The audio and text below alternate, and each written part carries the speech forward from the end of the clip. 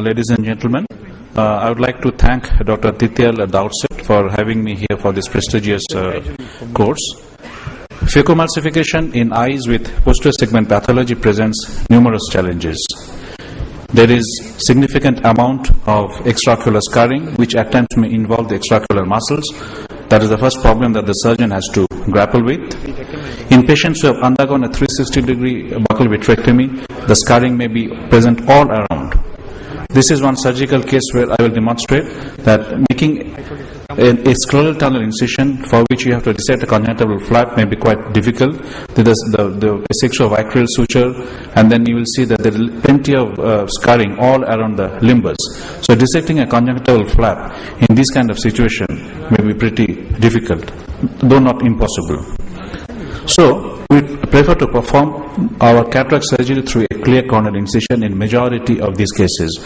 That's what I do and most of us do. However, in certain situations where I would feel more comfortable with a scleral tunnel incision, like a very hard and subluxated cataract where I'm not sure whether I can continue the case with phacoemulsification, or a patient opting for a rigid intraocular lens, I make a scleral tunnel incision. As I said earlier, dissection of the conjunctival flap is difficult but not impossible. So one has to be very meticulous, and one has to start the dissection at a posterior plane and then continue a little anteriorly. At the end of the phacoemulsification and after IOL implantation, the conjunctival flap tends to gape a little bit. So it is important for us to anchor the conjunctiva at the periphery, either using the vicryl sutures or using cautery. Now, many of these eyes tend to be extremely soft, and we are all aware of the difficulties in making a proper clear corneal incision in the soft eyes. The scleral tunnel the corneal incision tends to be very long, and that results in progressive stromal hydration, overlocking, resulting in corneal striae. So all these may impair visibility.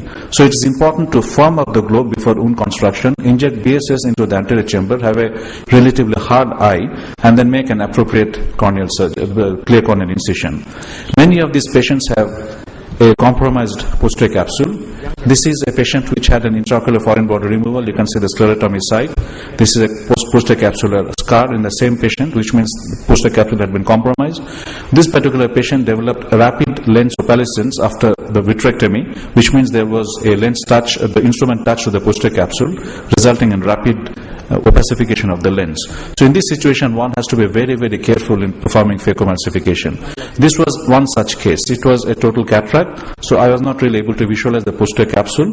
This patient came to our practice from outside. So after performing a decent rhexis, I performed hydrodissection. I realized that something is amiss. This is a typical classical pupillary snap sign, where during hydrodissection you can feel that the posterior capsule gives way, and then in this particular case, of course, we had silicon oil, and I converted the patient into SICS, and I didn't lose the vitreous, I did not lose the nucleus into the posterior segment. But one has to be very wary of performing hydrodissection. Wherever you see or wherever you feel there is a chance of the posterior capsule being compromised. Now, this is another problem that we see in a patient with high myopia or a postoperative post-vitrectomy eye. The anterior chamber tends to become deep at each and every stage. Now, during viscoelastic injection, you see the pupil has dilated, the iris has moved behind. As you enter the anterior chamber with phacoemulsification probe, with the irrigation on, the pupil becomes extremely dilated. So we have to devise strategies to take care of these problems.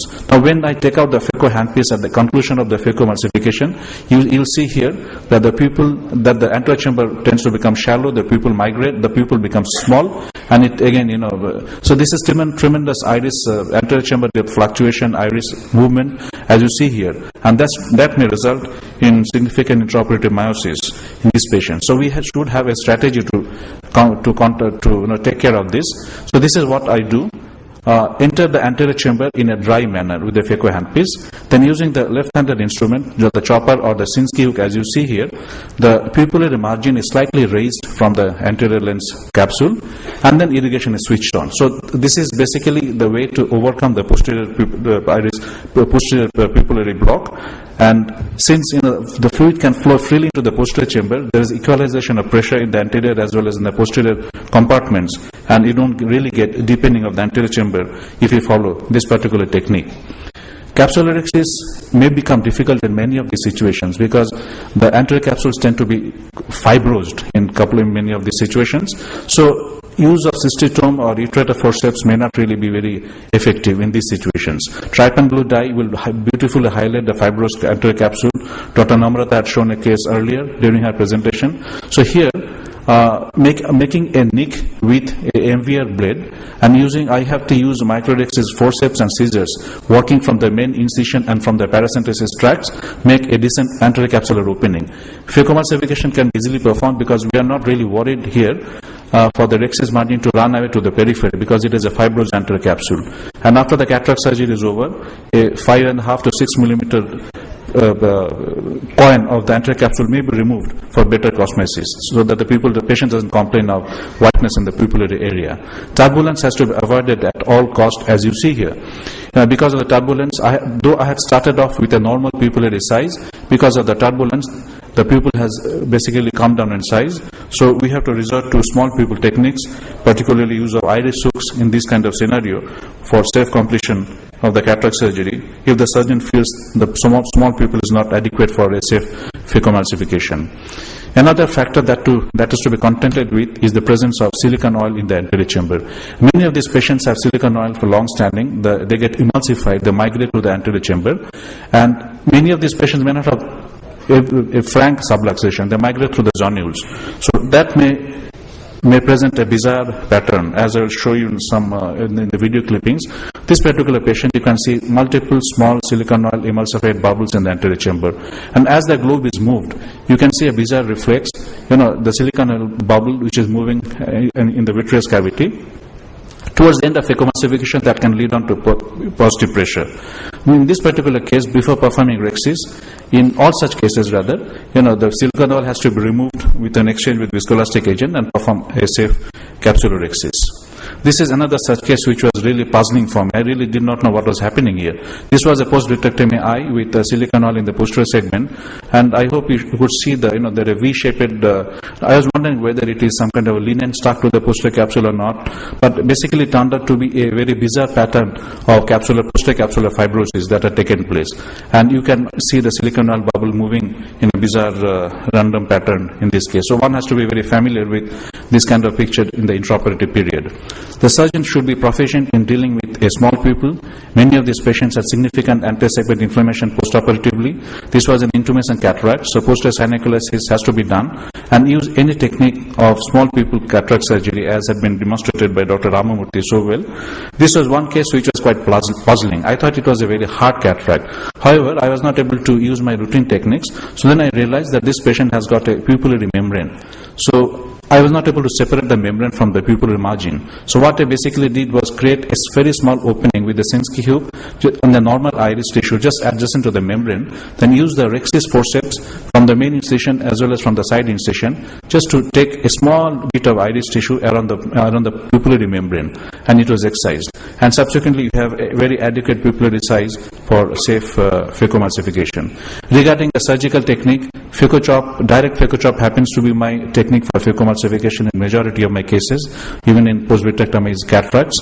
However, the surgeon should feel free to employ any technique which he feels is safe in his hands as far as the zonular stress is concerned. So any technique will do, whatever he feels is safe. Positive pressure is definitely a big, difficult situation to face in these cataracts. This particular case has a positive pressure, but in the initial stages where all the nuclear fragments are there's an epinucleus, I'm not really unduly worried because the posterior capsule is still protected by the epinucleus and the other fragments.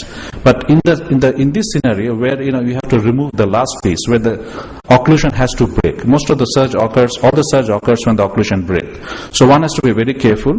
Feed the residual lens matter very carefully, very slowly, rotate it into the phaco tip till you come to the last particle of nucleus, which is smaller in diameter than the phaco tip. Then this is a technique using viscoelastic where the nucleus matter, small chunk of nucleus can be safely removed from the anterior chamber without compromising the posterior capsule. Posterior capsular opacification is a very common scenario in these situations. They can take various forms and various size. This particular case I would like to demonstrate. Here the posterior capsule was adherent, the plaque was adherent to the posterior capsule. Initially I tried to peel it off, and most of the cases it just peels off very well. But in this particular scenario nothing was working. So after making a small opening in the adjacent posterior capsule, I used the capsulorhexis forceps and performed a capsulorhexis, including the central posterior capsular plaque, which gave me a good posterior capsular opening. So thank you very much for your attention.